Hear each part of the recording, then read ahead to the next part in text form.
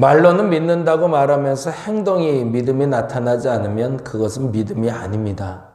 하나님, 말로 하는 믿음이 아니라 행함으로 드러나는 믿음을 갖게 하여 주시옵소서. 우리들의 생각과 우리들의 마음은 하나님을 믿고 있다고 말하면서 그 행동이 드러나지 않는다면 사실은 그 생각도 그 마음도 어떤 역사도 가져올 수 없음을 알고 우리의 생각과 우리의 마음 그리고 우리의 행함이 온전히 하나님께 믿음을 드러내는 도구가 되게 하여 주옵소서.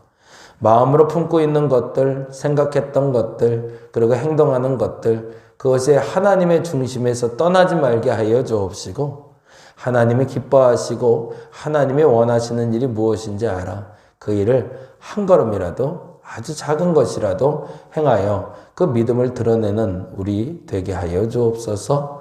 그것이 천국이 될 줄로 믿습니다. 그것이 하늘나라 백성으로 살아가는 방법일 줄 믿습니다. 그렇게 오늘도 살아가게 하여 주시옵소서. 감사합니다. 고마우신 예수님 이름으로 기도드렸습니다. 아멘. 아멘.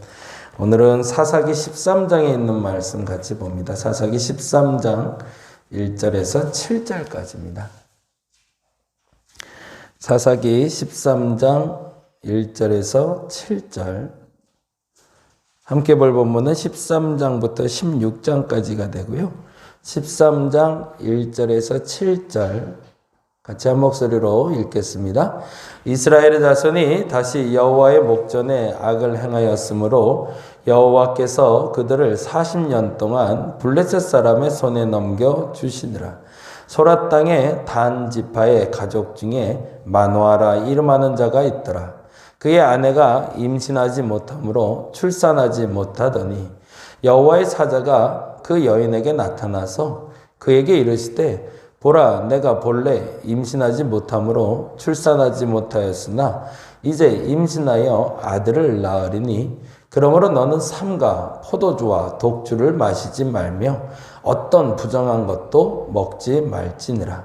보라, 내가 임신하여 아들을 낳으리니 그의 머리 위에 삭도를 대지 말라. 이 아이는 태어에서 나옴으로부터 하나님께 바쳐진 나실인이 됨이라.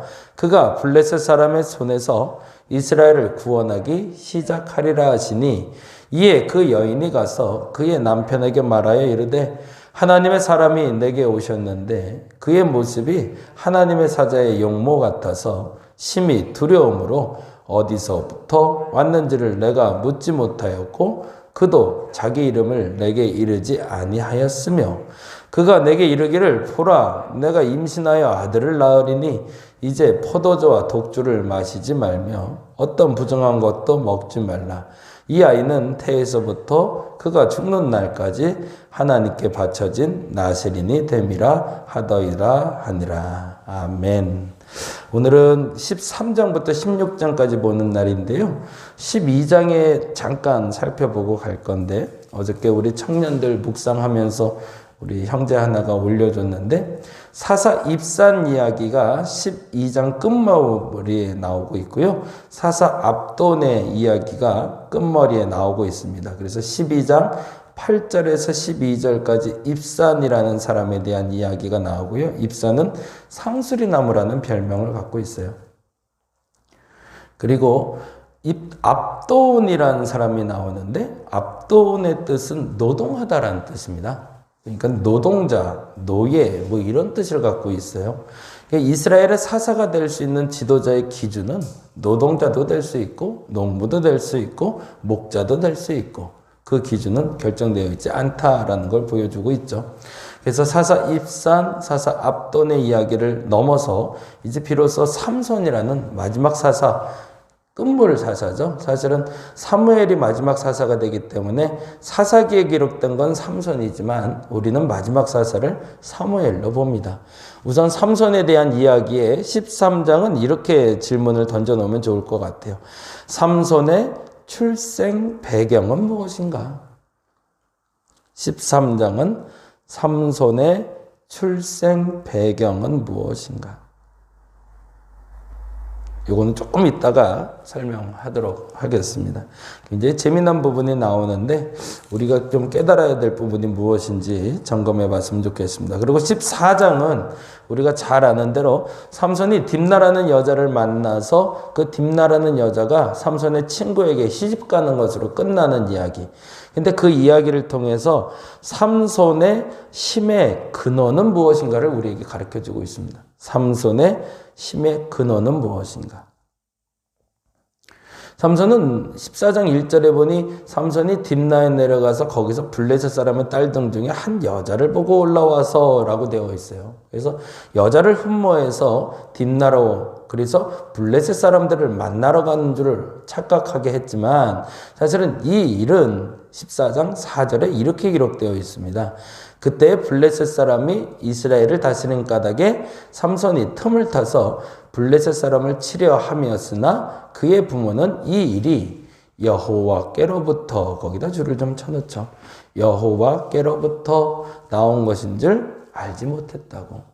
그의 부모들은 인식하지 못했고 삼손은 스스로의 생각이라고 말했지만 사실은 하나님이 주신 마음으로 블레셋 사람들을 치기 위해 딥나로 내려가 한 여자를 하나님이 보게 하셨다는 거죠. 근데 실질적으로 삼손조차도 자신이 블레셋을 치기 위해서 한 여자를 사랑했다고는 생각하지 못한 것 같아요. 그럼에도 불구하고 삼손을 통해서 하나님은 역사를 이루어 가시는데 그 힘의 근원에 대해서는 14장 6절과 14장 19절에 그 힘의 근원이 나오고 있습니다. 14장 6절에 동그라미 해놓고요. 14장 19절에 동그라미 하나 해놓을까요? 그리고 한번 읽어보겠습니다. 삼손의 힘의 근원이 무엇인지 찾아봅니다. 14장 6절 여호와의 영이 삼손에게 강하게 임하니 그가 손에 아무것도 없이 그 사자를 염소새끼를 찢는 것 같이 찢었으나 그가 자기가 행한 일을 부모에게 알리지 아니하였더라. 굉장히 재미난 표현이죠. 여호와의 영 거기다 줄을 좀 쳐놓죠.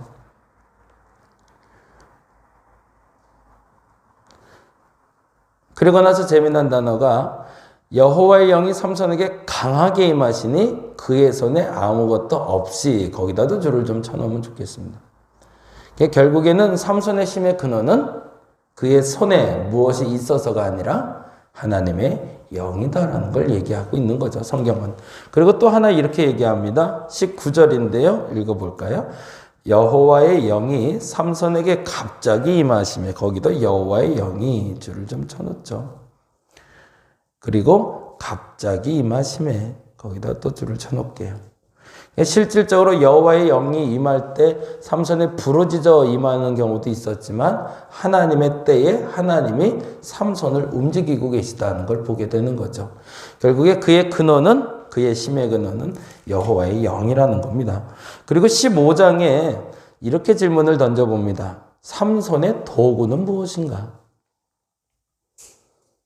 15장에 삼손의 도구.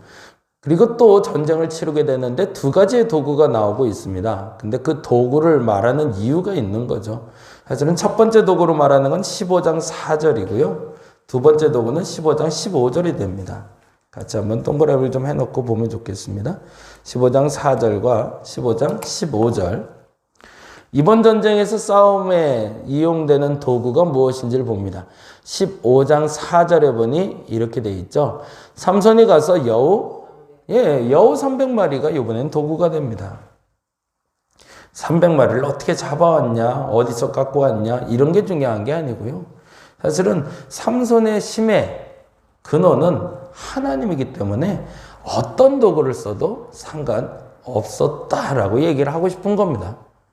그리고 15장 15절에 보면 이렇게 기록되어 있네요. 15장 15절 삼손이 나귀의 새 턱뼈를 보고 손을 내밀어 집어들고 그것으로 1000명을 죽이고 거기에 나귀의 새 떡뼈에도 줄을 좀 쳐놓죠.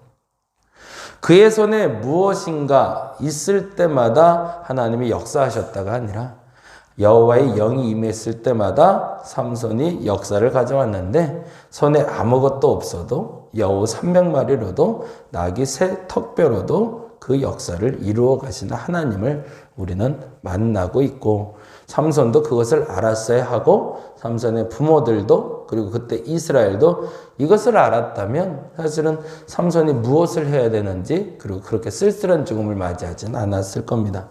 근데 결국에 16장은 이렇게 질문을 던져봅니다. 삼손의 마지막은? 이라고 해놓으시면 좋을 것 같아요. 그럼에도 불구하고 결국 삼손은 끊임없이 하나님의 영이 임하여 자신에게 나타나는 현상들에 대해서 온전하게 깨닫지는 못했던 것 같아요. 알고는 있지만 온전히 깨닫지 못한 거죠. 우리가 삼손과 같지 않을까라는 질문은 던져봐야 됩니다. 하나님이 주신 능력을 내가 온전히 사용하고 있을까? 사실은 그렇지 못하다는 거죠. 하나님은 우리에게 온전하게 은혜를 주시고 있는데 그만큼 활용을 못하고 있다는 겁니다. 왜냐하면 모르기 때문에. 언제 하나님의 영이 임하고 그 영이 임해서 어떤 역사를 나타내는지를 간헐적으로는 보고 있지만 우리가 집중해서 경험하지를 못하기 때문이죠. 그래서 16장에서는 이렇게 결론이 나고 있죠. 28절부터인데 잠깐 볼까요? 28절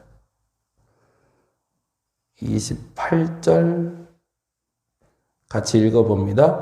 삼손이 여호와께 부르짖어 이르되 주 여호와여 구하옵나니 나를 생각하옵소서. 하나님이여 구하옵나니 이번만 나를 강하게 하사 나의 두 눈을 뺀 블레셋 사람에게 원수를 단번에 갚게 하옵소서. 이것과 연결돼서 봐야 될 게 20절 말씀이 됩니다. 20절만 읽어볼게요. 드릴라가 이르되 삼손이여 블레셋 사람이 당신에게 들이닥쳤느니라 하니 삼손이 잠을 깨며 이르기를 내가 전과 같이 나가서 몸을 떨치리라 하였으나, 그 다음이 중요하겠죠. 여호와께서 이미 자기를 떠나신 줄을 깨닫지 못하더라. 어찌 보면 우리의 모든 모습이 여기에 있지 않을까. 어느 순간에 끊임없이 반복해서 나타나는 하나님의 은혜를 망각하고 살 때 하나님의 영이 떠난 것도 인식하지 못하고 하나님의 일을 하고 있을 때가 있다. 그럴 때 낭패를 볼 수 있음을 삼손을 통해서 우리는 찾아보게 됩니다. 그런데 그 시작점이 되는 게 바로 13장이에요. 그래서 오늘은 그 13장 이야기를 잠깐 좀 보고 마무리하려고 하는데, 13장은 삼손의 출생 배경이라고 그랬습니다. 근데 그 배경이 될 때, 배경이라는 것은 어느 지파 사람이고 어떤 상황이 있었고도 중요하지만 한 사람의 배경을 말할 때 제일 중요한 건 부모가 되죠. 그래서 그 부모는 어떤 부모였는가를 잠깐 좀 살펴보려고 합니다. 13장 2절에 보니 이렇게 되어 있죠. 소라 땅에 단 지파 중에 누가 있었대요? 마노아라는 사람이 있었대요. 그런데 마노아라는 사람이 중요한 것이 아니고 그의 아내가 임신하지 못했다가 중요합니다. 그러니까 아마도 그 여인의 간구거리, 그 여인의 기도 제목은 항상 아이를 낳는 것이었겠죠. 그런데 때가 이르러 3절에 보니 이렇게 되어 있습니다. 여호와의 사자가 그 여인에게 나타나셨대요. 하나님이 나타났다라는 것이 여인은 하나님의 사자를 만날 준비가 항시되어 있었던 거죠. 그런데 중요한 것은 그가 와서 이렇게 얘기하고 갑니다. 5절에 보니 5절의 하반절에 그가 블레셋 사람의 손에서 이스라엘을 구원하기 시작하리라 라고. 그리고 심지어 4절에 그러므로 너는 삼과 포도주와 독주를 마시게 말며 어떤 부정한 것도 먹지 말라라고 선포해주고 떠나갑니다. 여기까지가 이제 문제가 됩니다. 여인은 기도를 했고요. 기도 중에 하나님이 응답을 하셨습니다. 근데 응답했는데 듣기만 했지 묻지를 못한 거죠. 이 부분을 여러분이 좀 잘 기억했으면 좋겠어요. 우리는 기도할 때 듣기도 해야 되지만 묻기도 해야 됩니다. 그래야 그 다음을 나갈 수가 있거든요. 그 문제를 이렇게 표현하고 있어요. 6절을 읽어볼까요? 이에 그 여인이 가서 그 남편에게 말하여 이르되 라고 되어 있어요. 이미 이제 하나님의 사자는 떠났습니다. 그리고 여인은 기쁜 마음에 남편에게 갔는데 듣기는 했지만 뭘 못했다고 했죠? 묻지를 못했어요. 그러니 궁금한 게 있는데 모르는 게 있는데 그거를 남편 앞에서 설명을 못하는 겁니다. 신앙생활을 하면서 전도가 안 되는 가장 큰 이유는 여기에도 있습니다. 하나님을 만났는데 하나님을 묻지 않았어요. 그러다 보니까 사람들이 물어오는 대답에 대답할 수가 없는 나를 발견한 거예요. 복음이 뭐냐? 예수의 십자가가 뭐냐라고 묻는데 나는 십자가도 알고 복음도 알겠는데 설명을 못 하겠는 거죠. 근데 지금 이 여인이 동일한 경험을 하고 있습니다. 6절 읽어볼까요? 이에 그 여인이 가서 그의 남편에게 말하여 복음을 전하는 거죠.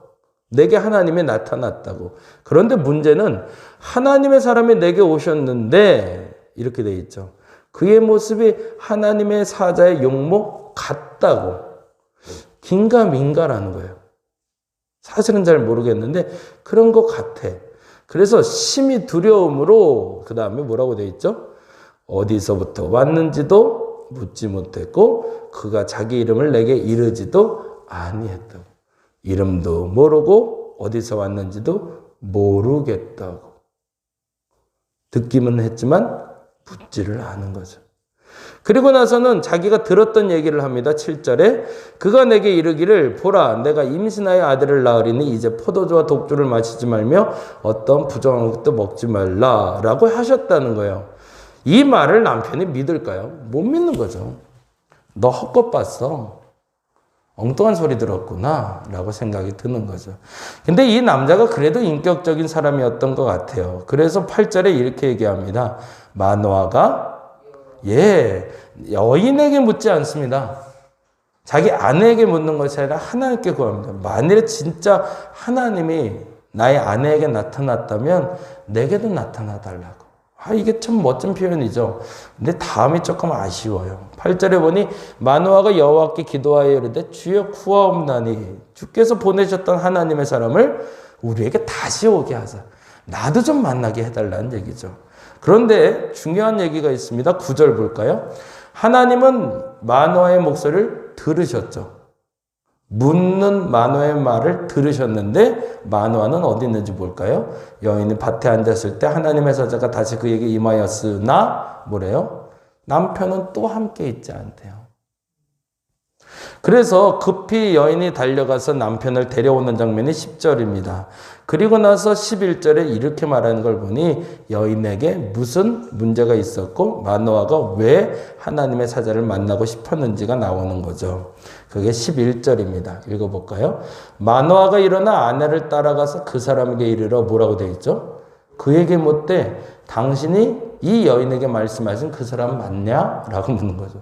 너 맞냐? 확인하고 싶은 거죠. 그리고 나서 12절에 마노아가 이르되 이제 당신의 말씀대로 되기를 원하나이다. 그러면 이 사람이 믿고 있을까요? 믿지 못하고 있을까요? 근데 중요한 건 이 사람이 하는 말에 대해서 16절에 이렇게 표현되고 있어요.